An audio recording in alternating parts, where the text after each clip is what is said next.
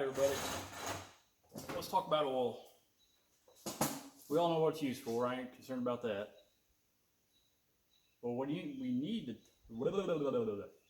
take two. Alright, what we need to, gosh dang it. What I want to talk to you about is what brand oil you're buying, where you're getting it, and what it's costing you. So the oil that I've been using, and I can't tell you if this oil is any better than any other oil out there on the market. What I can tell you is I like it. It's got a lot of zinc in it. And I don't even know that for sure. It just says it on the box, contains high levels of zinc. But I'm using the Pen grade, which used to be Brad Pen, the 2050 partial synthetic. It's green oil. That's what everybody knows it for. It's green. I don't know if there's anything better. I don't know if this is any better than Royal Purple or Valvoline or Redline. You know, those are all good brands of oil. I don't have a problem with any of them.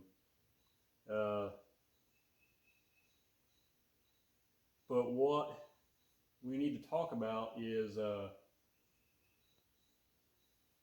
where you're getting it. See, I used to order all of mine from Summit Racing, and I recently got to know a guy down in southern Indiana who runs a company called All Star Oils, and it's new. The guy, I've talked to him several times, super nice guy. His name's Larry. He started a company. I don't know if he just meant to start it with just oil, and that's how the name came about, but he's selling all sorts of parts now. A lot of it for dirt racing or whatever you want. Selling a lot of shocks, radiators. You can get, pretty well whatever you need. And he's updating the website every day, adding more and more companies and more parts. So let me tell you what the difference is. This case of oil from Summit Racing, I just looked it up just to be sure. It's at $119.88. I wrote it on the back of the box, so I just got to double check it. All right. I double checked it on Larry's website, allstaroils.com. This same case of oil is $94.99. That's huge. That is huge. That is huge savings. All right. So another example is the oil filters. The last time I looked, he didn't have this exact oil filter, the XP, but this Wix 51522. On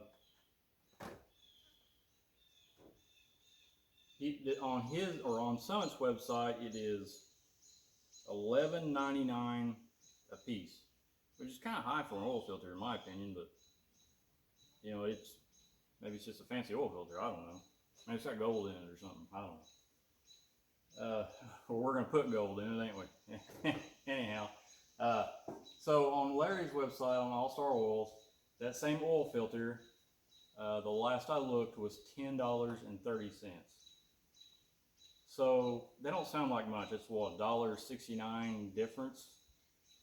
Okay, $1.69, it ain't much. But when you think about it and you start doing the math, and someone correct me if I'm wrong because I'm getting really bad at math, but if you multiply by 100 and carry the 7, you're looking at, it's close to what, 15% difference? Like I said, someone correct me if I'm wrong because yeah. It adds up in the long run. So, yeah, Southern Indiana guy, also got a turbo car, got a turbo Camaro, looks really nice. I think believe he's got a vet also, but the guy's a hot rodder that wanted to start a parts company, and he is beating everybody's prices. Someone tell me different, because I haven't seen anybody cheaper yet. So, check out allstaroils.com. Got everything. He even sent me some this water wetter super coolant. I've used this in the past, but I've not I didn't see a big difference in it in the car that we used it in years ago, but I'm going to put it in this car and try this again. This is a different brand than what I've used before. This is actually Redline, and it says run up to 20 degrees cooler, so I'm going to try it. I drove the car a couple nights ago. The thing ran pretty good. It was 90 some degrees out, over 90 degrees out, and it didn't get above 189. This car didn't. So I think it's doing all right without it. I'm gonna add it anyways, and we'll do back to back, see what the difference is. So on to changing oil.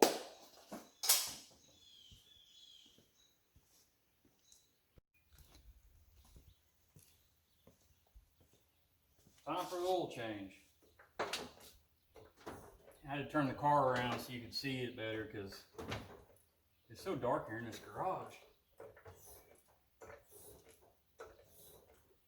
But I'm not only the stunt guy, but I'm also the lighting guy.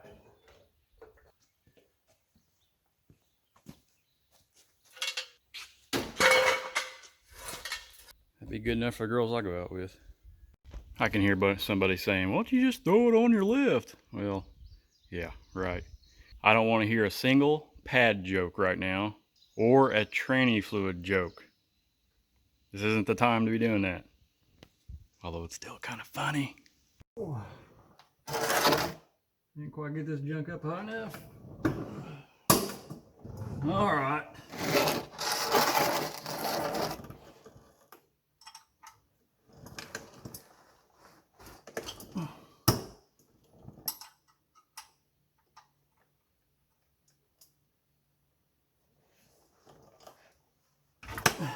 What is going on?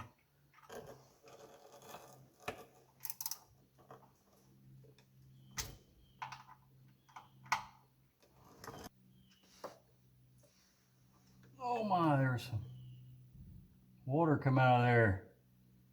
I run E85 in this car and it somehow collects a lot of moisture, and that water will actually sink to the bottom of the oil pan, so the first thing you get is water when you pull the plug.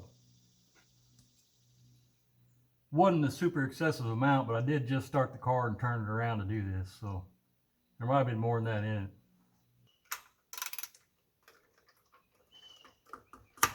That ain't gonna work. There is not a decent oil filter wrench anywhere on this property. All of mine are shoved in a storage unit.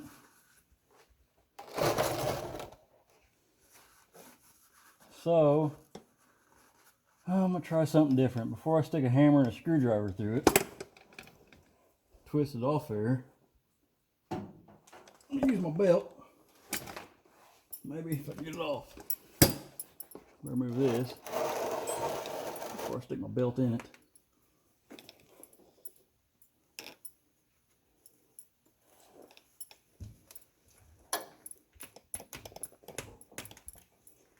Of course not. Let me read my belt size either. Hear me? I'm going the wrong way. Pretty sure this is how I put the filter on there.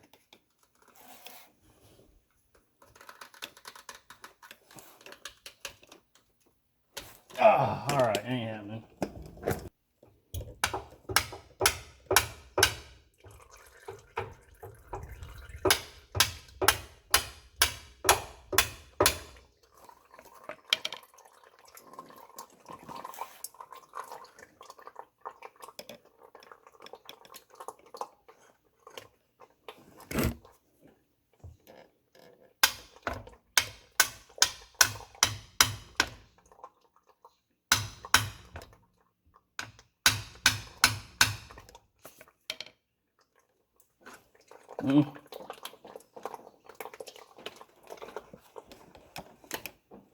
Goodness, this thing is on there. I don't know, most people know to do this, but for those of you that don't or don't change your oil or whatever, it's fine. I'll just give you a little tech tip here. Whenever you're putting an oil filter on, especially one that goes straight up and down vertical, look at that. I ain't got my knife or nothing on me.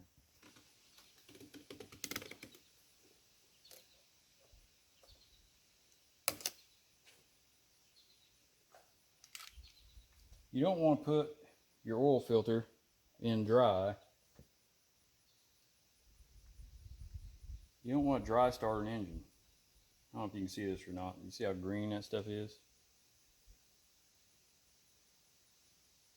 Ooh, that's too many. Now, on the gasket, put a little on there to help it seat, or help it seal, I guess, or spin the filter onto the pan. I don't know if you can see this or not, but that oil filter hangs down just a little bit lower. That does bother me just a little bit. It is an extended length filter for these engines. This car also sits really low, so I don't know how I feel about that. It is sitting up higher than the exhaust and the transmission pan and all that, so yeah. I may end up going back to the other oil filter, which was a CarQuest, part number R85522. That may fix that issue, but if the car was sitting up just a little bit higher, I wouldn't feel so weird about it, but it's just a little bit low. All right, we'll get the dipstick. The dipstick's in. Gotta put the drain plug in.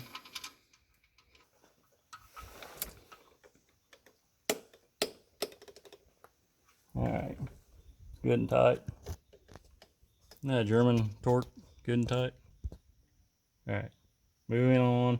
All right, I knew this was going to be an issue someday, but here we are, sooner than later.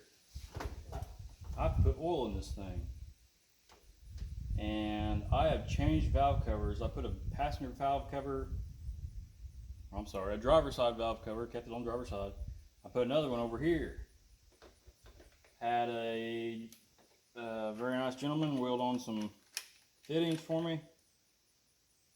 Now I have to get oil to go down into that breather area. There's a baffle down there, so I'm not sure how well oil is actually going to flow in this thing. It may take just a little bit. Just snagged my pants and tore them open. Not so much on motor oil, but on well, some motor oils, like the real heavy, like Nitro 70s and things like that. Gear oil and transmission fluid, some transmission fluids, to make them go easier down the funnel. You know, some of them are like really heavy oil, really thick, like syrup. What you can do is actually put them in a sink and fill the sink full of hot water,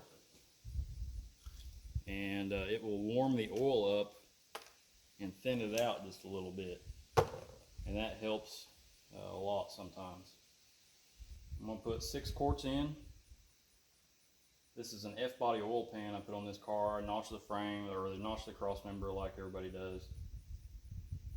So, I mean, I don't think back then they didn't have like the GM muscle car oil pan, or they may have had that one, I'm not sure, but like the new Holly pans weren't out yet. And I just had I just took a couple of AN fittings and welded them in the side of an F-body pan for an oil, turbo oil drain. Use the F-body pan, but the sump is really long. So that's something to keep in mind whenever you're buying oil pans. It almost looks used going in brand new, doesn't it? It's just so dark. But it's green. I mean, you get it on your finger and you can tell just how bright green it is. I dropped my knife. Why is knife spelled with a K? How many easy to put in? I lost count. In case you're wondering, this breather line here goes to a, the other thing looks like it almost got water in it. Anyhow, it goes to a catch can over to the driver's side front of the car.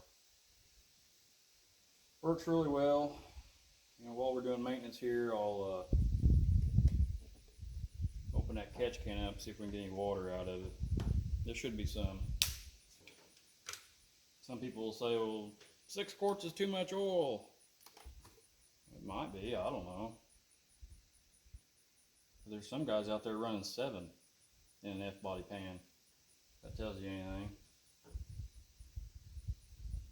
And it's just to get the oil back to the, keep the oil at the sump, or keep the oil at the pickup tube.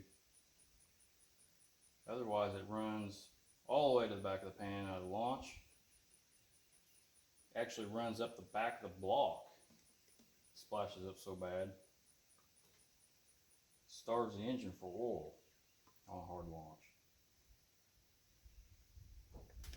But for driving around town like I would, I don't know, I would think that 7 would be too much. You're aerating the oil. When you aerate the oil, you start to cavitate bearings, cavitate oil pumps. All goes south from there.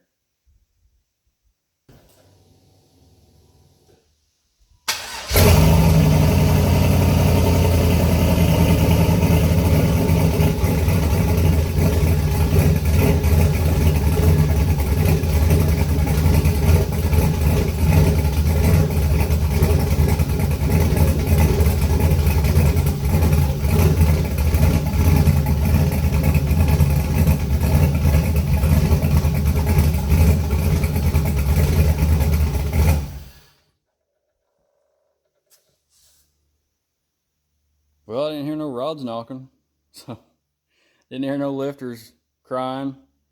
I don't have an oil pressure gauge on the car, so as long as the engine's running, I guess it's got oil pressure, right? Right, sure. All right.